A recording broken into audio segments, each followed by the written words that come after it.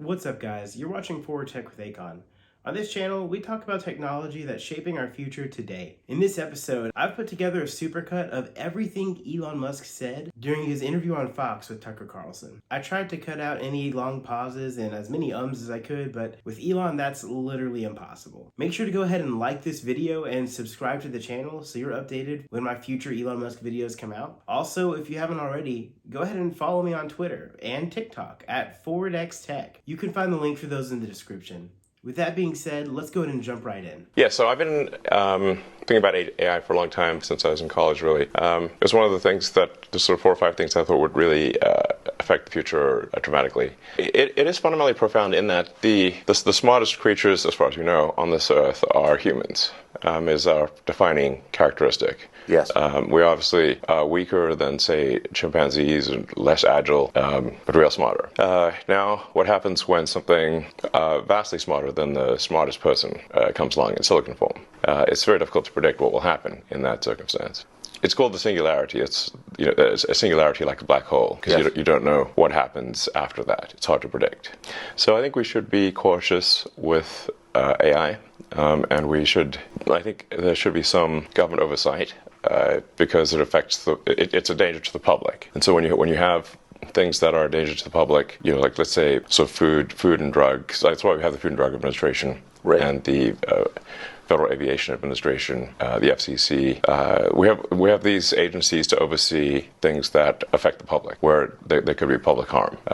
And you don't want companies cutting corners on safety and then having people suffer as a result. That's why I've actually for a long time been a strong advocate of AI regulation. So that I think regulation is, it's not fun to be regulated. It's somewhat arduous to be regulated.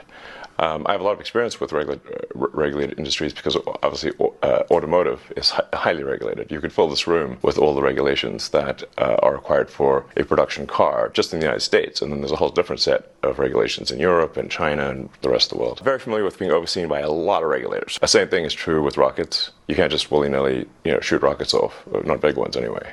Because the FAA oversees that, and then even to get a launch license, there are half a dozen or more federal agencies that need to approve it, plus state agencies.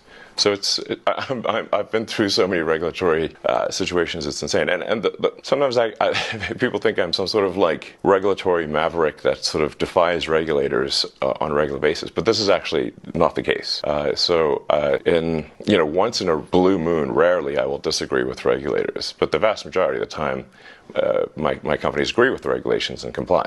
Anyway, so I think we should take this seriously, and we should have a regulatory agency. I think it needs to start with a group that initially seeks insight into AI, then solicits opinion from industry, and then has proposed rulemaking, and then those rules will hopefully grudgingly be accepted by the major players in AI. And I think we'll have a better chance of advanced AI being beneficial to humanity in that circumstance. Really, AI is more dangerous than, say, mismanaged aircraft design or production maintenance or bad car production, in the sense that it has the potential, however small one may regard that probability, but it is non-trivial. It has the potential of civilizational destruction. There's movies like Terminator, but it wouldn't quite happen like Terminator, because the intelligence would be in the data centers. Right. The robot's just the end effector. But I think perhaps what you may be alluding to here is that regulations are really only put into effect after something terrible has happened. That's correct. If that's the case for AI, and we only put in regulations after something terrible has happened, it may be too late to actually put the regulations in place. The AI may be in control at that point. You think it is conceivable that AI could take control and reach a point where you couldn't turn it off and it would be making the decisions for people? Yeah, absolutely. Absolutely. No, that's definitely where things are headed, for sure. The things like say, ChatGPT, which is based on GPT-4 from OpenAI, which is a company that I played a critical role in creating, unfortunately. The reason OpenAI exists at all is that Larry Page and I used to be close friends, and I would stay at his house in Palo Alto, and I would talk to him late into the night about AI safety. And at least my perception was that Larry was not taking AI safety seriously enough. He really seemed to be want sort of digital superintelligence, basically digital God, if you will, as soon as possible. He wanted that? Yes. He's made many public statements over the years that the whole goal of Google is what's called AGI, artificial general intelligence or artificial superintelligence.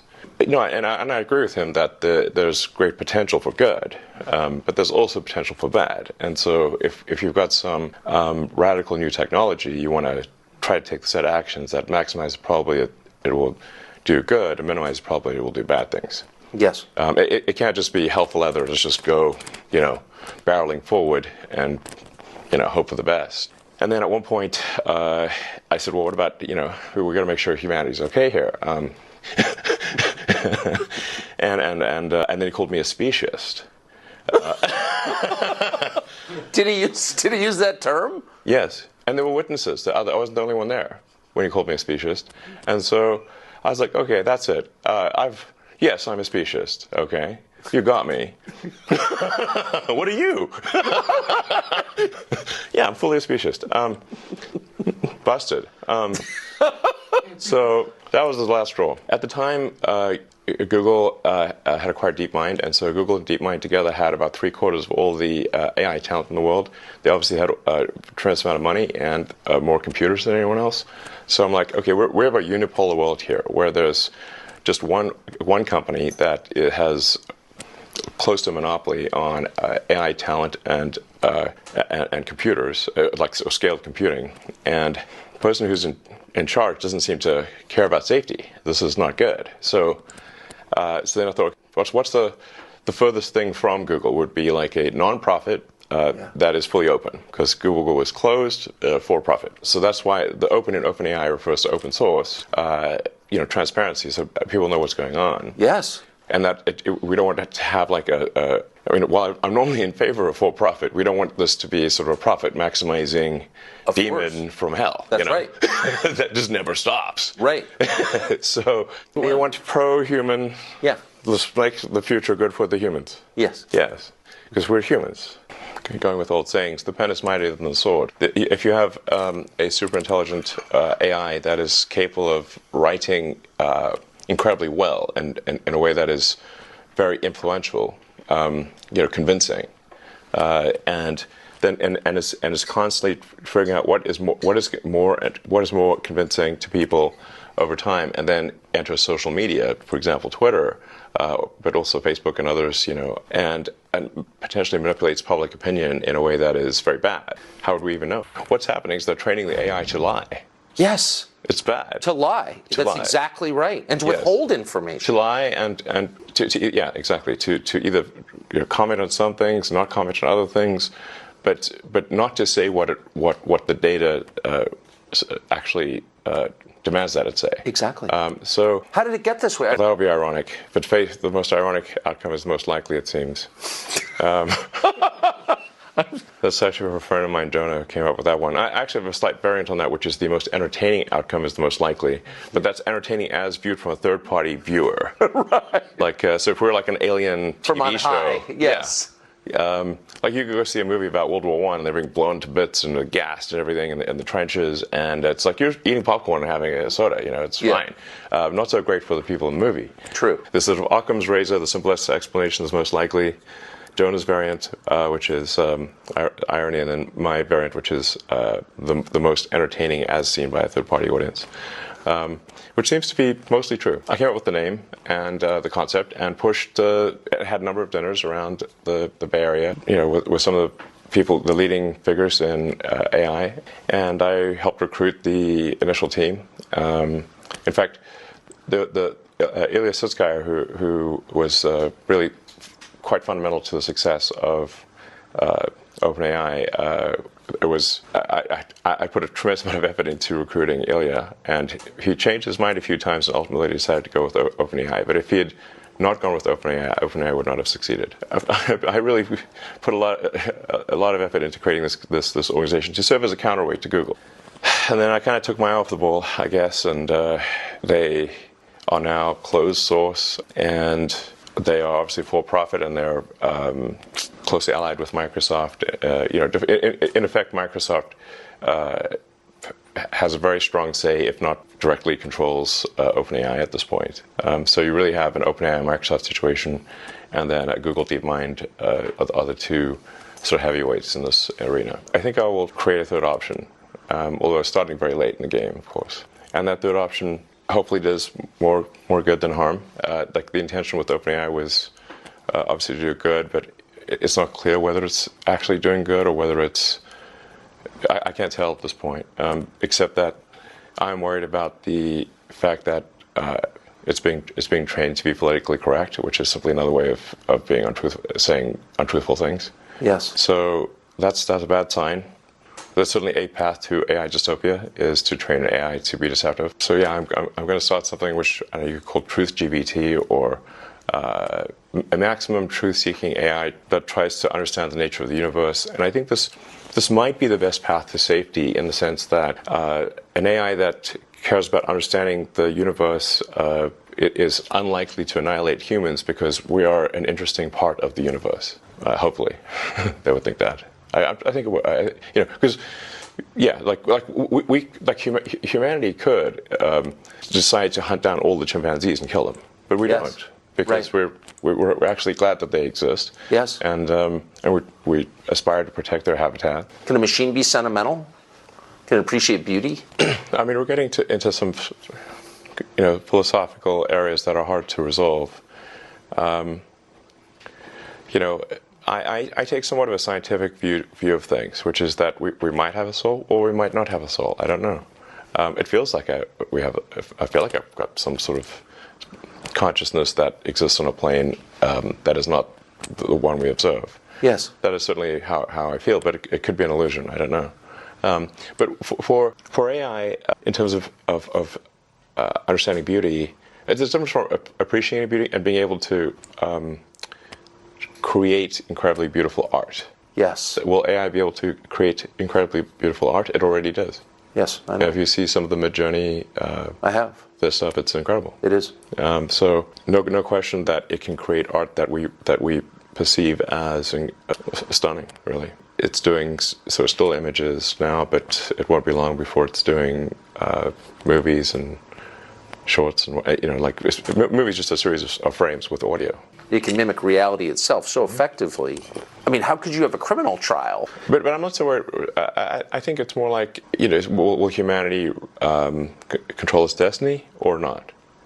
Will we have a future that is better than the past or not? You bought Twitter famously. In retrospect, was it worth buying it? I mean, it remains to be seen as to whether this was financially smart. Currently, it is not. We just revalued the company at less than half of the acquisition price. Did you really? Yes. No, my timing was terrible for when the offer was made, because it was right before advertising plummeted, and you cut the high water mark, I noticed. Yeah. So I must be a real genius here. My timing is amazing, since if I had bought it for at least twice as much as it should have been bought for. But some things are priceless, and so whether I lose money or not, that is a secondary issue compared to ensuring the strength of democracy, and free speech is the bedrock of a functioning democracy. Yes. And the speech needs to be as transparent and truthful as possible. So we've got a huge push on Twitter to be as truthful as possible. We've got this community notes feature, which is great. It is great. It is awesome. Yeah. And it's like... I saw it this morning. Yeah. It was far more honest than the New York Times. It's great. Yeah. We put a lot of effort to ensuring that community notes does not get gamed or have biases. It is simply cares about what is the most accurate thing. And sometimes truth can be a little bit elusive, but you can still aspire to get closer to it. Yes. And so, and I think the effect of community notes is more powerful than people may realize, because once people know that they could get noted, community noted on Twitter, then they'll think more carefully about what they say. They are likely. It's an encouragement to be more truthful and less deceptive. Hey, thanks for watching. Make sure to go ahead and like this video and follow the channel. And if you like this kind of content, make sure you follow me on TikTok and Twitter too, at ForwardXTech. You can find the link for both of those in the description. Thanks again for watching. Go ahead and smash that like button, and let's jump back in. But did you understand the kind of ferocity you'd be facing, the attacks you'd be facing from power centers in the country? I thought there'd probably be some negative reactions, yes. So I'm sure everyone would not be pleased with it. At the end of the day, if the public is happy with it, that's what matters. And the public will speak with their actions. If they find Twitter to be useful, they will use it more, and if they find it to be not useful, they will use it less. If they find it to be the best source of truth, I think they will use it more. Now there's obviously a lot of organizations that are used to having sort of unfettered influence on Twitter that no longer have that. Well, you stripped the New York Times of their badge this morning, and then you called them diarrhea. You called them. You did. You described their Twitter feed as diarrhea. I said it was the Twitter equivalent of diarrhea. Okay, it's not literally diarrhea, but no, it's it's a metaphor, but an accurate one. So, if you look at the at NY Times Twitter feed, it's unreadable. It's like because what they do is they tweet every single article, even the ones that are boring, even ones that don't make it into the paper. So it's just nonstop. Is zillion tweets a day with no, they really should just be saying like, what are the top tweets? Yes. Like what are the big stories of the day? I don't know, put out like 10 or something, so some number that's manageable, as opposed to right now, if you would have followed NY Times on Twitter, you're going to get barraged with like hundreds of tweets a day. Yeah. And your whole feed will be filled with NY Times. So this is something I would recommend actually for all publications, which is for your primary feed, only put out your best stuff. I think I know a thing or two about how to use Twitter because I was the most interacted with account on the whole system before the acquisition. Before the acquisition closed. I didn't have the most number of followers, but I had the most number of interactions. I clearly know something about how to use Twitter. People's attention is limited, so just make sure you put the stuff that's most important there. So because, you and people like you do interact on Twitter, it's obviously enormously powerful in shaping public opinion. It's where a lot of ideas and trends are incubated. Yeah. It's also a magnet for intel agencies from around the world. And yes. One of the things we learned after you started opening the books is that they were exerting influence from within Twitter. It was absurd. Did you know that going in? No. Since I've been a heavy Twitter user since 2009, it's sort of like I'm in the matrix. I can see like do things feel right? Do they not feel right? What tweets am I being shown as recommended? What accounts are making comments? Where are the comments eerily similar? Yeah. And then you look at the account, and it's just obviously a fake photo, and it's just obviously a bot cluster over and over again. So I started to get like just more and more uneasy about the Twitter situation. I was starting to feel like something's wrong in the state of Denmark here. There's something feels wrong about the platform. It seemed to be just drifting in a. I couldn't place it exactly. Just it felt like it was drifting in a bad direction. So then I was like, and my conversations with the board and management seemed to confirm my intuition about that. But basically, I was convinced these guys do not care about fixing Twitter, and I had a bad feeling about where I was headed based on the conversations I had with them. So then I was like, you know what, I'll try acquiring it and see if acquiring it is possible. Now, I didn't have enough cash to acquire it, so I would need support from others, from some of the existing investors. I would also need like a lot of debt, and so it wasn't clear to me whether an acquisition would succeed, but I thought I would try. And ultimately, it did succeed. Anyway, here we are. But when you got there, and all of a sudden you own it, and all the data on the servers belongs to you. And it belongs to the people, in my view, but yes. But you can see what it is, and you can see what they've been doing, and you can see who's been working there. You were shocked to find out that various intel agencies were affecting its operations? The degree to which various government agencies had effectively had full access to everything that was going on Twitter blew my mind. I was not aware of that. Would that include people's DMs? Yes.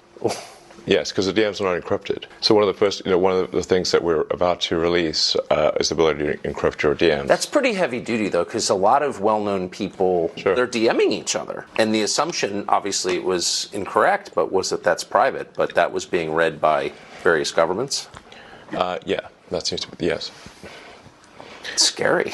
Yes, it is. Like I said, we're moving to have the DMs be optionally encrypted. I mean, there's like a lot of DM conversations which are, just chatting with friends. It's not important. Of course.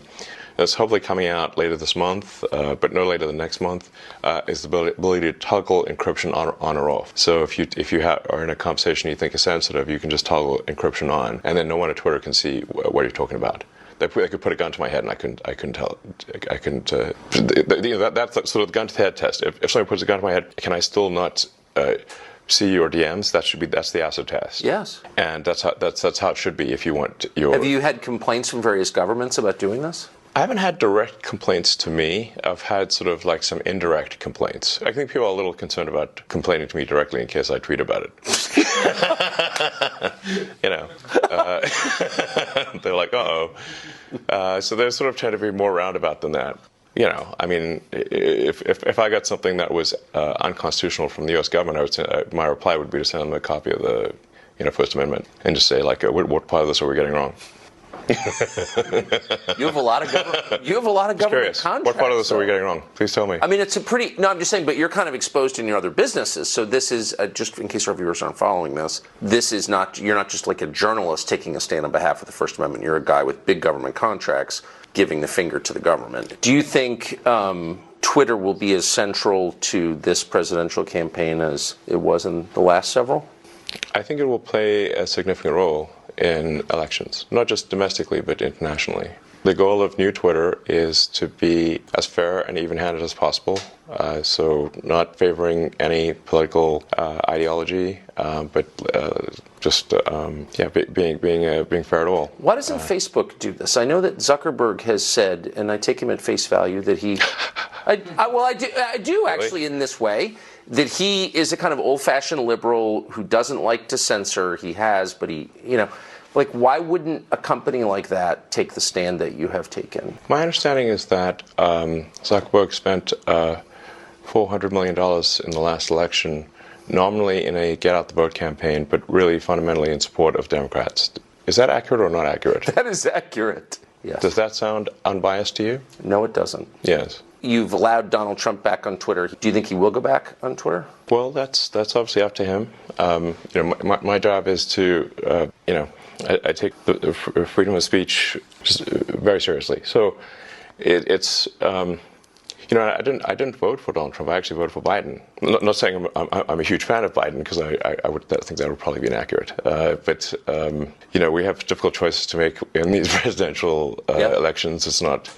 I would prefer, frankly, that we put someone, just a normal person, as president, a normal person with common sense and whose values are smack in the middle of the country, center of the normal distribution, and I think that would be great. I think we have made maybe being president not that much fun. To be totally frank, meant a shrinking pie, obviously, for most of the traditional media companies, and made them more desperate to get clicks, to get attention. It's made them when they're in sort of a desperate state, they will then tend to really push headlines that get the most clicks, whether those headlines are accurate or not. So it's resulted, in my view, I think most people would agree, a less truthful, less accurate news. Because they just got to get a rise out of people. And I think it's also increased the negativity of the news, because I think we humans instinctually respond more to I think we have an instinctual negative bias, which kind of makes sense in that, if let's say, it's more important to remember where was the lion, or where was the tribe that wants to kill my tribe, than where is the bush with berries. Yes. One's like a permanent negative outcome, and the other is like, well, I might go hungry. So meaning like there's an asymmetry in sort of an involved asymmetry in negative versus positive stuff. And also historically, the negative stuff would have been quite proximate, like it would have been near, represented a real danger to you as a person if you heard negative news. Because historically, like a few hundred years ago, we're not hearing about what negative things are happening on the other side of the world or on the other side of the country. We're hearing about negative things in our village, things that could actually have a bad effect on you. Whereas now we're hearing about, the news very often seems to attempt to answer the question, what is the worst thing that happened on Earth today? And you wonder why you're sad after reading that, Do you read any legacy media outlets? I really get most of my news from Twitter at this point. It is the number one news source, I think, in the world at this point. What percentage of your staff did you fire at Twitter? I think we're about 20% of the original size. So 80% left. Yes, a lot of people voluntarily. Sure. But it's 80% are gone from the day you took over. That's correct. Yes. So how do you run the company with only 20% of the staff? It turns out you don't need all that many people to run Twitter. But 80%? That's a lot. Yes.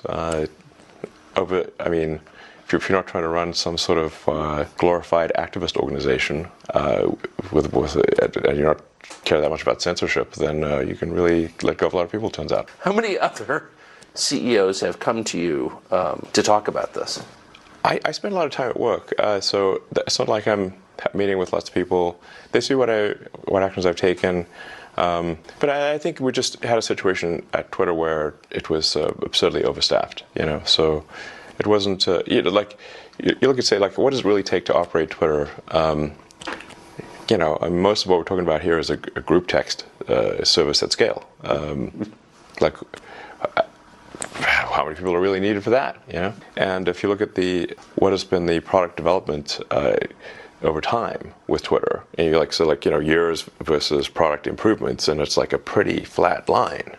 So what are they doing? It took a year to add an edit button that doesn't work most of the time. I feel like there's a comedy situation here, You're not making cars, It's very difficult to make cars, or get rockets to orbit. So, the real question is, like, how did it get so absurdly overstaffed? This is insane. So, anyway, and it's clearly working. In fact, I think it's working better than ever.